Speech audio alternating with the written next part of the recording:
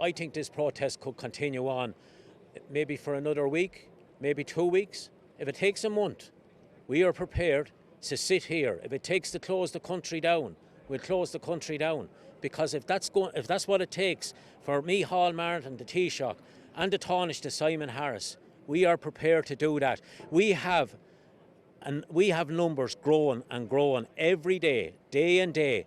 And I can tell you, this problem is not going away. And the only people can put this to bed is the government. And it's up to the government. And how dare they come out and say that these people that are protesting are holding the country to ransom. It's the government that's holding this country to ransom, not the protesters, not the people that should have a voice. And they're stopping them people having a voice. So that's my message to government. Save our economy. Do the sensible thing, the proper thing. Ye are the men that are in power, and ye are the men that can come out here and sort out this problem. So come out here, be men and gentlemen, and sort this problem out. Don't be sitting back in armchairs, sitting out here looking at us and laughing at us, because we will take the laugh off of your faces. So listen to us.